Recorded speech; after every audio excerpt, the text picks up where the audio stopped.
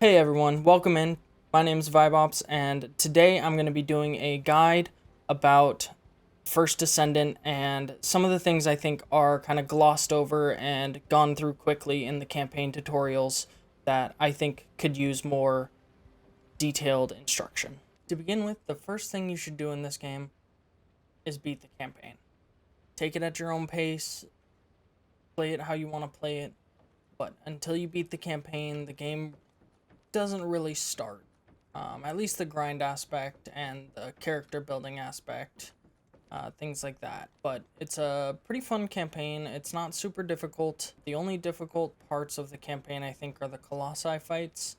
And for those, strap in. If you got to do it a couple times, you got to do it a couple times. The public aspect of it that you do with a public intercept, they're pretty good. I've rarely found a group that isn't able to complete the battle the way it's supposed to. Starting off, I want to talk about some places that I think are pretty glossed over in the campaign. And that's going to be these places over here on this side of Albion down here. You can also transit to right here to get closer.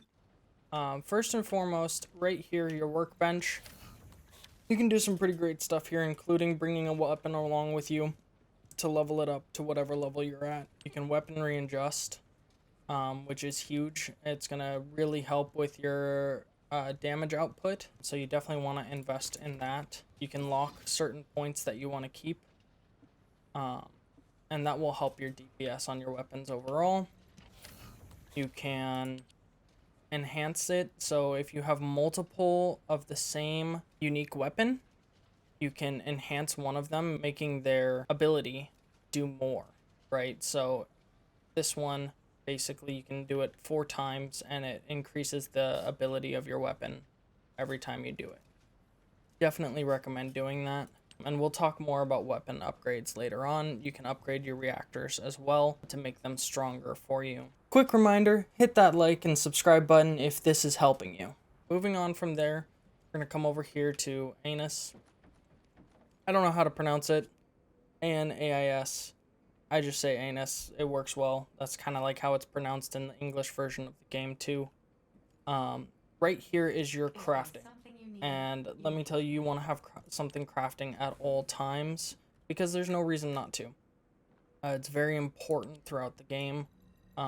This is going to be all your stuff needed to level up characters, to unlock characters.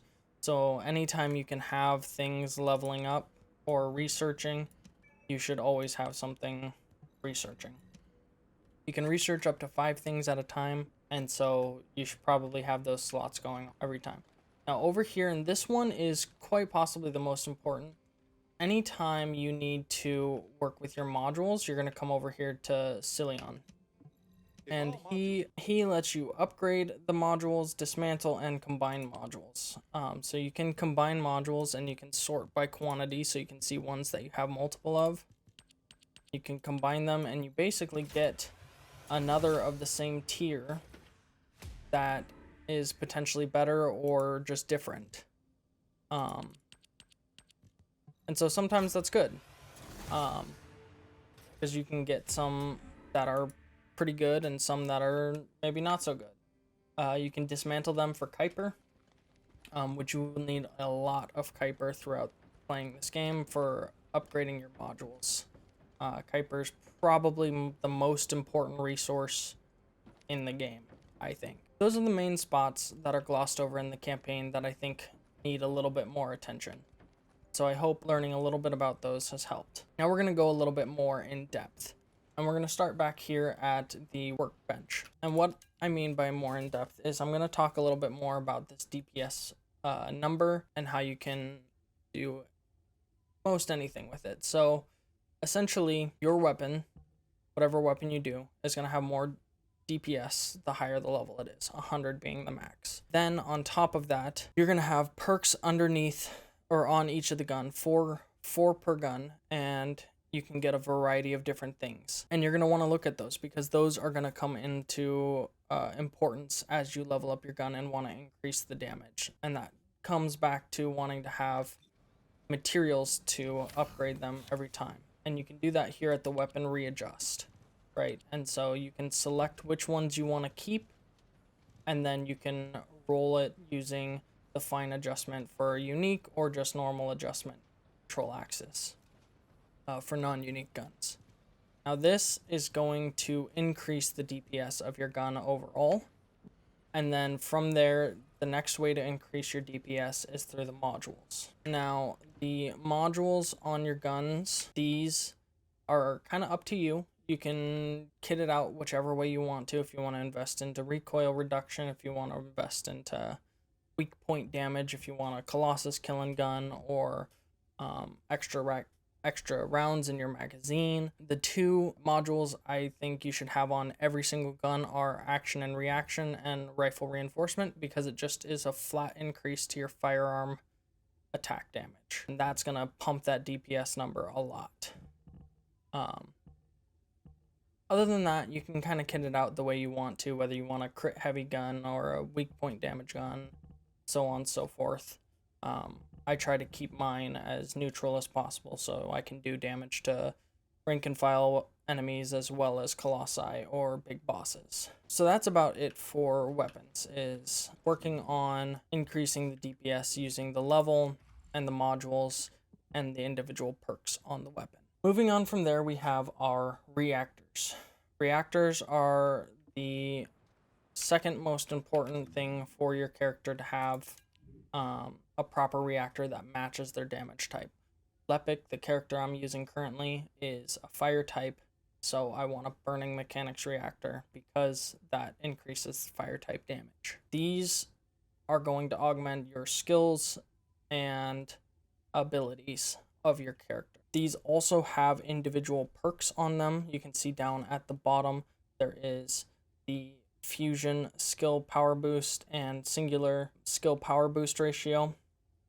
Every single one has a different perk on it, and you can farm for these to get the perks that you want. Now, the easiest way to farm for them is you actually open up your map, so M on keyboard or whatever happens to be, and down here, when you're in hard mode, you can hit the difficulty level rewards, and from there, you can see where all of these reactors are, and you can sort by the type.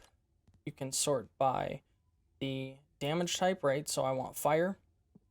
So I can sort by fire here and see where all of the fire reactors are, which is a huge advantage depending on what I want. So say I want a tech or a singular or a dimension or a fusion. And what those are referring to is your character's skills. And you can access that by going to your Descendant tab in the main menu. And you can see here what type of skill they are. So this one is a singular skill. This one is also singular, but this one is tech. And this one is tech. So say I want to spec into tech, I'm going to go to the map, click on that, sort by fire, and then I would go to one of these that's a tech spot to farm. Next on the list is components, and like the rest of them, they have their individual perks, and those perks you'll have to farm different modules for. Again, you can find those if you go into your map section and you hit access info. This is a treasure trove of information that we'll dive into a little bit later, but you can look for individual ones that you want here under components, and if you go to them, you can press the acquisition info button and it'll tell you exactly where you can find those components.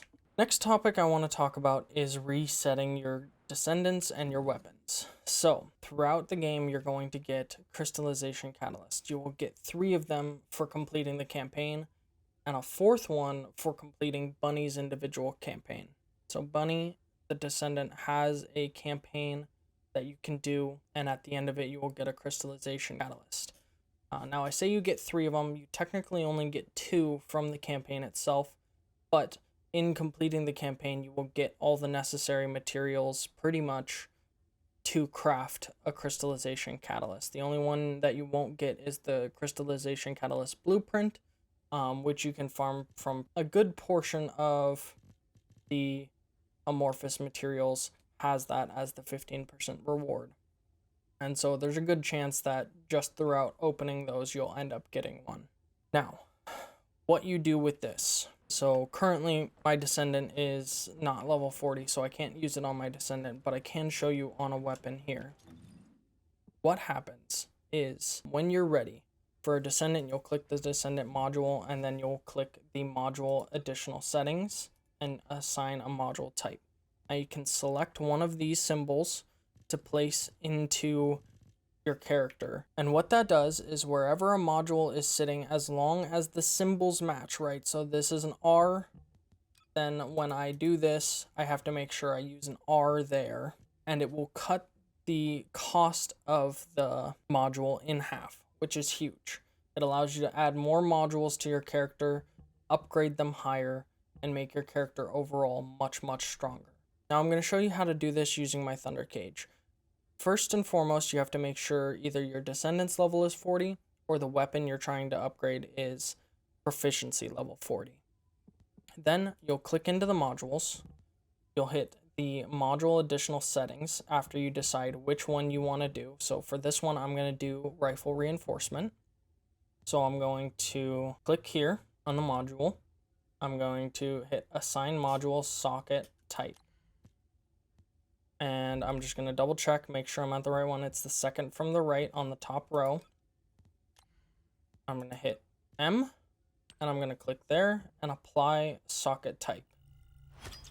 Now, it resets my weapon proficiency to level 1, and now that module costs half as much as it did, which means I now have 7 more slots that I can upgrade these different modules to fit, making it so that I can increase the DPS of this gun even further. Now, there are multiple ways you can level up your character. A ton of people are looking for different farms, different ways to do it. The easiest and best way I've found is to go here to the Special Operations Terminal and to choose one of these. Personally, I like doing the Kingston or the Echo Swamp one the most because they have the most rounds that you can end up doing. And I've found that I can get to level 40 in 2, maybe 3 runs of this pretty easily. Plus, you can get amorphous materials. Basically, you can look for a gun that you want to farm, and you can farm for that and try and get it, or a character. The next topic I want to cover is the access info. This is a treasure trove of information. Pretty much anything you want to farm, anything you want to look at is here in this. For your Descendants, you can access information on every single Descendant, what items you need, where to find them, how to get them, right? So no matter what Descendant you want to go to, you can just go to them, click, you can see all the things you need to get in order to unlock them. And then also where to get them if you hover it and press the access info button. Next, weapons, same thing. You can look at all of the available weapons to you for the unique weapons, what you need, where to get it, so on. Enhancement materials, your crystallization catalyst, your energy activators, all of these, where to get it, how to get it. Modules. Now these are going to be the biggest way you can increase your character's damage, skill damage, things like that. Resistances are going to be your modules. These are very important to get and to understand. Read through them, look at what they do, understand what they do before you apply them to a character. They are changeable, so you can always change it out, change up your build however you want to, but you can search by the type and the level in order to find the one that you need for whatever character you're working on. You can also filter by owned and unowned and not owned so that you can filter out to whatever you want to see. We already talked about the external components, core materials, all of the blueprints for the characters, where to find them, how to get them.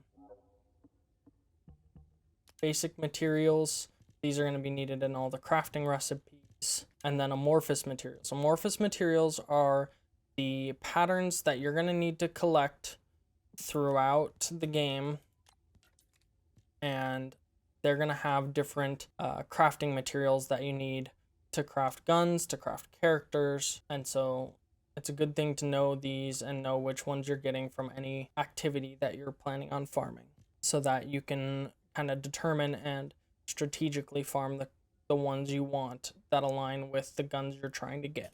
The ultimate are pretty much all hard mode. The rare are all normal mode. I hope this guide was helpful. Let me know down in the comments if you want to learn anything else, or if I missed anything that you think is important.